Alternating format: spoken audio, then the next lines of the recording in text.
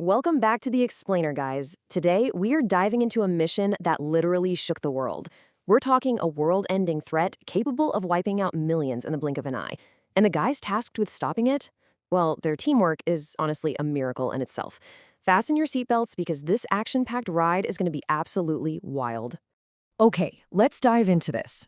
Just imagine for a second.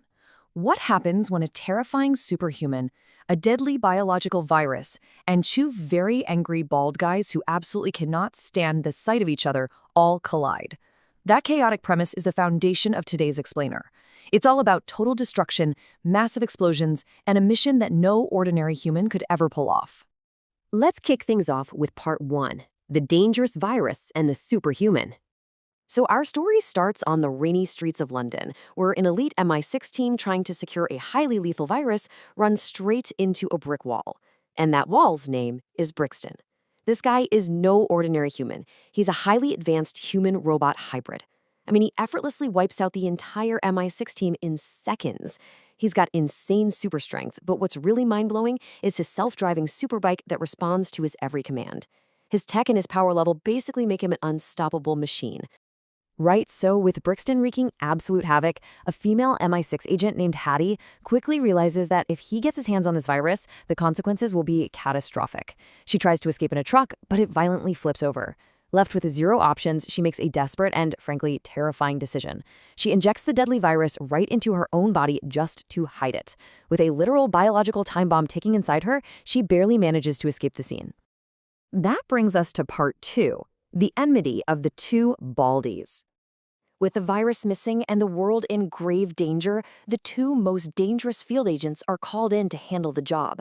The irony here? They are sworn enemies. Now, what's really interesting is how completely different their approaches to the exact same mission are.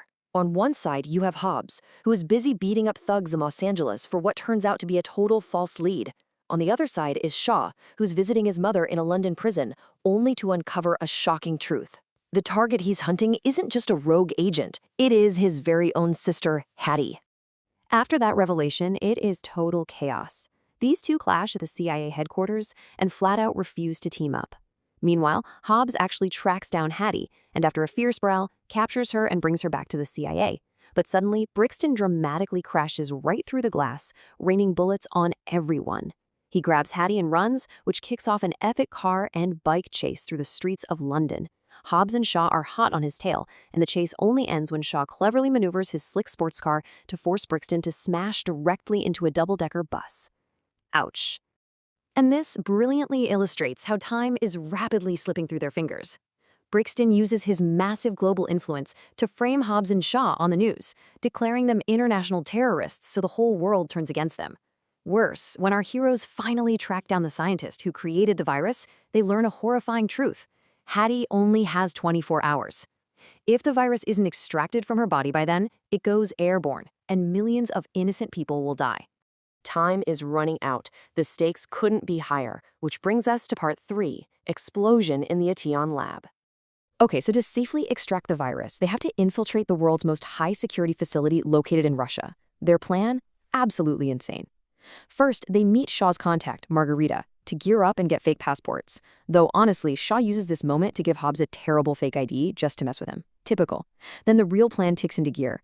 They intentionally let Hattie get captured by Brixton's men so she's taken inside the lab. Using that massive distraction, our two bald heroes sneak in, plant time bombs at the exit points, and fiercely fight their way through to steal the extraction machine. Of course, nothing ever goes perfectly to plan, right? Inside, Brixton captures them and straps them to an electric chair for some high-voltage torture. But just in time, the virus scientist creates a massive distraction by firing a flare gun at Brixton. The time bombs go off, massive explosions rock the facility, and our heroes make a wild escape in a truck during an intense solo versus duo battle with Brixton. They barely get out alive, but then comes the most devastating blow. They check the extraction machine and realize it was completely destroyed in the blast. And now, Hattie has less than 1 hour left to live. With all hope seemingly lost, we enter part 4. The final and most terrifying battle. So, to fix the broken machine and save Hattie, Hobbs takes the crew to the absolute last safe place left on Earth, his childhood home in Samoa, back to his family.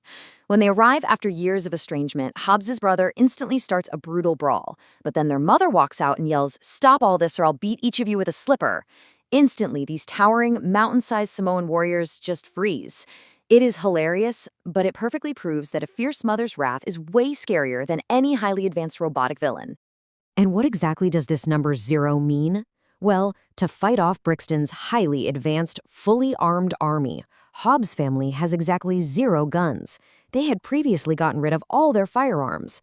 So now they have to defend the newly repaired machine using nothing but raw muscle, traditional wooden clubs, and the sheer, overwhelming power of Hobbs' Samoan brothers. Then the absolute madness truly begins. Hobbs' brothers are out on the battlefield, tossing armed mercenaries around like toy dolls. You even see real-life WWE superstar Roman Reigns hitting his actual wrestling moves on guys. It's wild. In the chaos, Brixton grabs Hattie and tries to escape in a military helicopter, but Hobbs and his brothers aren't having it. They link a massive chain of custom trucks together to literally hook the chopper.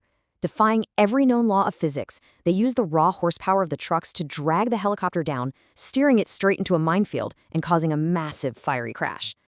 Now, even after a brutal helicopter crash, Brixton steps out of the flaming wreckage without a single scratch. So, the crucial point here is that Hobbs and Shaw finally realize they cannot beat him one-on-one. They swallow their pride, put their massive egos aside, and execute a flawless tag team strategy. One takes a brutal hit from Brixton, so the other has an opening to land a devastating strike. This perfect combo absolutely overwhelms Brixton's advanced predictive tech, and they finally close this chapter for good. The repaired machine successfully extracts the virus from Hattie's body, and the world is saved just in the nick of time. As we wrap up this explainer, we are left with a massive, provocative question. What is the true superpower in the end? Is it Brixton's billion-dollar robotic tech and superhuman strength, or is it the unbreakable bond and relentless teamwork of family? Definitely something to think about. Thank you so much for joining today's explainer, and we will see you next time with another deep dive. Hello Hollywood movie lovers, can you watch a story? Or hey YouTube, this is my reel I'm editing. Please subscribe. This person, his name says subscribe. Okay guys, thank you.